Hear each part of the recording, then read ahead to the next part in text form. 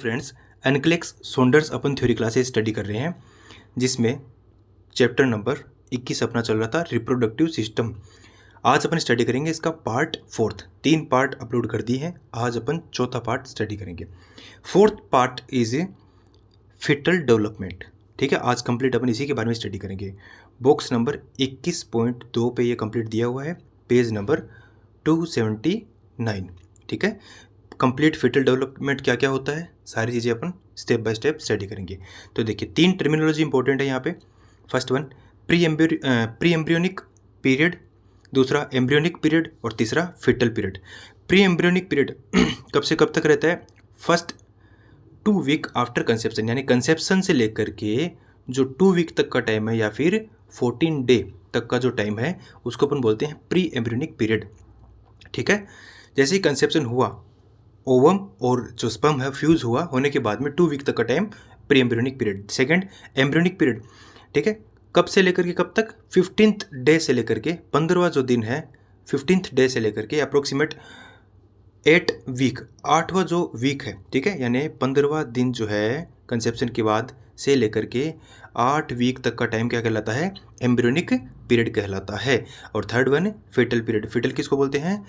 9th जो week है, यानी 8 वीक तक का तो यहाँ पे आ गया, 9th जो वीक है उससे लेकर के कंसेप्शन का जो 9वां वीक है उससे लेकर के बर्थ तक का जो टाइम है दैट इज फिटल पीरियड। ठीक है, तीनों इंपॉर्टेंट टर्मिनोलॉजी है। चलिए अब अपन बात करते हैं, जैसे ही कंसेप्शन हो चुका है, होने के बाद में जो फर्स्ट वीक है उस वीक में क्या क्या परिवर्तन हो गए, सेकेंड में क्या क्या हो गए, और लास्ट जो 40 वीक तक की प्रेगनेंसी मानी जाती है उस तक, एंड तक, जब तक बच्चा डिलीवर होता है तब तक क्या क्या परिवर्तन होते हैं वो इंपॉर्टेंट है, वो सारे अपन स्टडी करेंगे। एग्जाम में क्वेश्चन बनता है यहाँ से। ठीक है, तो देखिए फर्स्ट वीक जो है उसमें क्या क्या होता है कि ब्लास्टोसिस्ट जो है इज फ्रीली फ्लोटिंग। इसमें यही इंपॉर्टेंट बिंदु है, जितने भी इंपॉर्टेंट बिंदु हैं हर वीक के अकॉर्डिंग वो मैंने सारे डिस्कस किए हुए हैं, सारे एग्जाम में जितने भी आए हुए हैं वो सारे अपन स्टडी करेंगे। ठीक है, तो ब्लास्टोसिस्ट जो है इज फ्रीली फ्लोटिंग। कहाँ पे फ्लोटिंग? यूट्रस में फ्लोटिंग। ठीक है, ये यूट्रस था अपना, ठीक है, ये अपनी फेलोपियन ट्यूब थी, ये ओवरी था, ओवरी से ओवम रिलीज हुआ, यहाँ पे एम्पुला वाले पार्ट यानी फेलोपियन ट्यूब के एम्पुला वाले पार्ट में कंसेप्शन हुआ, स्पर्म आया और कंसेप्शन हो गया। अब दोनों फ्यूज़ हो गए, फ्यूज़ होने के बाद में क्या बन रहा है? जाइगोट बन गया। देन आफ्टर जो ब्लास्टोसिस्ट है वो यहाँ पर यूट्रस की जो एंडोमेट्रियम है उसके पास में फ्रीली फ्लोटिंग हो रहा है। ये बात, ये लाइन बोलना चाह रही है। ठीक है, चलिए नेक्स्ट वन, सेकेंड वीक और थर्ड वीक में क्या क्या होता है? ठीक है, दूसरा और तीसरा वीक जो है इसमें embryo is 1.5 to 2 mm in length. Very important. कहाँ से पता चलेगा? अल्ट्रासोनोग्राफी से अपने को पता चलेगा कि एम्ब्रियो की जो लेंथ है वो 1.5 से 2 mm हो जाएगी, और जो वेट है, जनरली वेट इसमें दिया हुआ नहीं है, आगे अपनी स्टडी करेंगे। ठीक है, तो वेट इसमें इंपॉर्टेंट था नहीं। नेक्स्ट, लंग्स जो बर्ड है वो अपीयर होने स्टार्ट हो जाएंगे। किसमें? किसमें? सेकेंड वीक से लंग्स के जो बर्ड्स हैं, यानी हल्का सा उभार, ठीक है, वो अपने को किस में दिखेगा? अल्ट्रासोनोग्राफी में अपने को विजिबल होगा। ठीक है, चलिए नेक्स्ट अपन बात करते हैं ब्लड सर्कुलेशन की।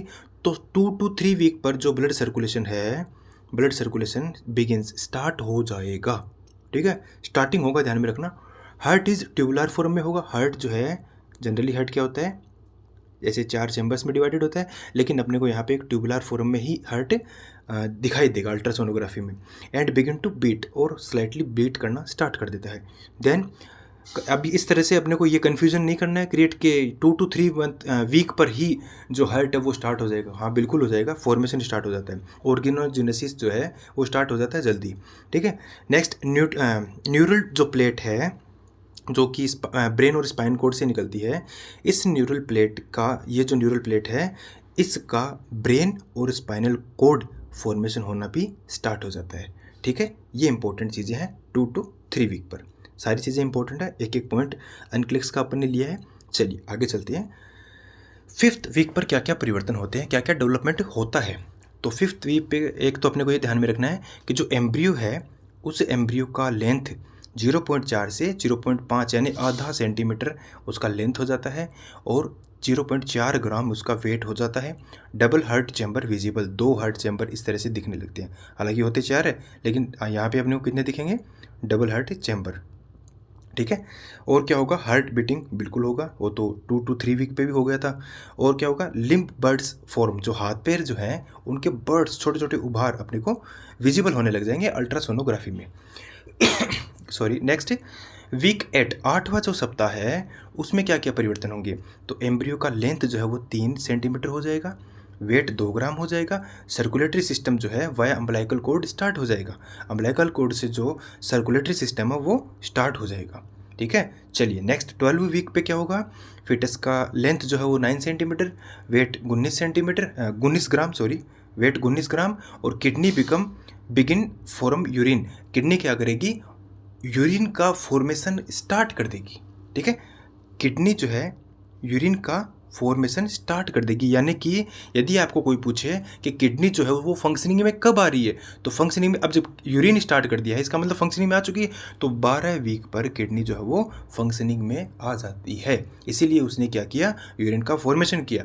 नेक्स्ट, हार्ट बीट स्टार्ट हो जाता है। ठीक है, वो तो पहले ही हो गया था, लेकिन डोपलर जो है, डोपलर साउंड जो अल्ट्रासाउंड है उससे अपने को सुनाई देने लग जाएगा। ठीक है, जनरली आपको पूछे तो 10 से 12 वीक पर डोपलर्स के द्वारा अपने को हार्ट बीट सुनाई देने स्टार्ट हो जाती है बच्चे की।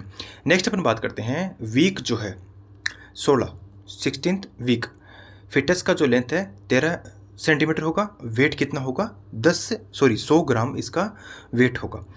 लेनुगो स्टार्ट, लेनुगो क्या होते हैं, फाइन टीनी हेयर्स। ठीक है, उनको अपन बोलते हैं लेनुगो। बच्चे की पूरी बॉडी पे जो लेनुगो है, जो हेयर्स हैं वो डेवलप होने स्टार्ट हो जाते हैं। ओसिफिकेशन स्टार्ट हो जाएगा। ओसिफिकेशन का मतलब होता है कि जो बोन्स हैं उनका मेचुरेशन वो स्टार्ट हो जाएगा। नेक्स्ट अपन बात करते हैं 20 वीक पर। 20 वीक पर क्या होता है, फिटस जो है, फिटस का लेंथ 16 से 18.5, 18.5 सेंटीमीटर लेंथ होगा, 300 ग्राम उसका वेट हो जाएगा, और heart beat detected by normal fetoscope. Very very important, ध्यान में रखना। पहले वाला था डोपलर, यहाँ पे हो रहा है नॉर्मल फिटोस्कोप से सुनाई दे रहा है। ठीक है ना। चलिए नेक्स्ट, सारे क्वेश्चन आए हुए हैं एग्जाम में ये। नेक्स्ट वन, वीक 24, 24 सप्ताह पर क्या होगा, लेंथ जो है बच्चे का 23 सेंटीमीटर और वेट होगा 600 ग्राम। ठीक है। Vernix caseosa cover entire body, क्या है ये, whitish sticky substance cover the fetus body, जिसको अपन बोलते हैं vernix caseosa, cheese like substance. जो पनीर वगैरह होता है ना, पनीर का ही सब्सटीट्यूट होता है एक चीज़, तो उसकी एक वाइट उस जैसी एक सफ़ेद जो है वो सब्सटेंस होता है, उसको अपन बोलते हैं वर्निक्स गैसियोसा। तो वो डेवलप होनी स्टार्ट हो जाएगी। हियरिंग जो है ये भी स्टार्ट हो जाती है। चलिए नेक्स्ट, वीक 28, 28 सप्ताह पर जो लेंथ है 27 सेंटीमीटर होगा, और जो वेट है वो 1300 ग्राम वेट। देखो अप्रोक्सीमेट जो है ये चीज़ें ध्यान में रखना।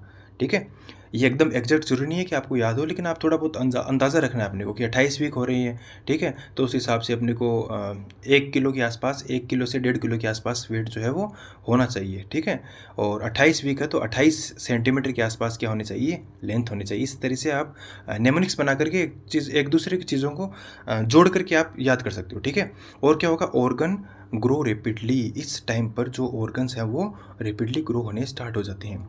नेक्स्ट वीक 34 वीक पर क्या होगा, लेंथ 31 सेंटीमीटर की। ये देखिए थोड़ा सिमिलर सा है, यदि आप याद रखने के हिसाब से चाहो तो 31 ये 32 वीक 31 सेंटीमीटर लेंथ। ठीक है, तो इस हिसाब से आप याद रख सकते हो। 2000 ग्राम वेट होगा, यानी कि 2 kg बच्चे का वेट हो जाएगा 32 वीक पे। और क्या होगा, बोन जो है वो फुली डेवलप हो जाएगी। लेसिथिन स्पिंगोमाइलिन, वेरी वेरी इंपॉर्टेंट, ये क्या चीज़ है, लेसिथिन और स्पिंगोमाइलिन दो सर्फेक्टेंट होते हैं जो कि लंग्स के जो एल्वियोलाई है उनकी सरफेस पर मौजूद होते हैं, जो कि रिजेंबल करते हैं किसको, लंग्स के मेच्योरिटी को रिजेंबल करते हैं। ठीक है, दोनों सर्फेक्टेंट है लेसिथिन और स्फिंगोमाइलिन। ठीक है, लेसिथिन और स्फिंगोमाइलिन दोनों सर्फेक्टेंट हैं जो कि लंग्स की एल्वियोलाई जो है उस एल्वियोलाई के सरफेस पर मौजूद होते हैं, जो कि लंग्स की मेच्योरिटी को शो करते हैं। ये मैंने बहुत धीरे धीरे बोला है, आराम से समझ लेना। जिन बच्चों को जो पहली बार सुन रहे हैं नाम उनके लिए, जो बाकी जो पढ़ा हुआ है जिनको तो पता है उनको तो ठीक है ना। तो लेसिथिन स्पिंगोमाइलिन का जो रेशियो है, लेसिथिन होना चाहिए 1 और स्पिंगोमाइलिन होना चाहिए 2 अनुपात में। ठीक है, तो ये नॉर्मली 32 वीक पर होना चाहिए। यदि है तो इसका मतलब बच्चे का जो लंग्स है वो मेच्योर है। ठीक है, सिंपल सी बात यही है। आगे और आएगा, ये ध्यान रखना, लेसिथिन स्पिंगोमाइलिन। बात करते हैं वीक 36, तो लेंथ 35 सेंटीमीटर और जो वेट है वो 2900 ग्राम, यानी 2 किलो 900 ग्राम। और लेसिथिन स्फिंगोमाइलिन जो है ये देखिए यहाँ पे परिवर्तित हो जाएगा।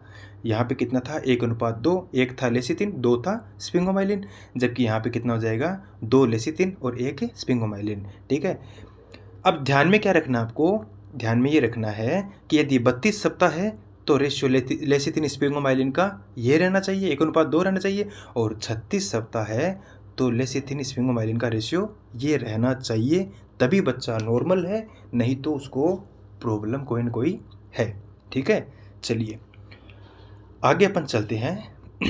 लंग्स जो है वो मेच्योर हो जाएंगे। ठीक है, और ये जो अपन ने पढ़ा है एलएस रेशियो, ये लंग्स की मेच्योरिटी को ही शो करता है। चलिए मैं देख लेता हूँ, वीडियो स्टार्ट है ना।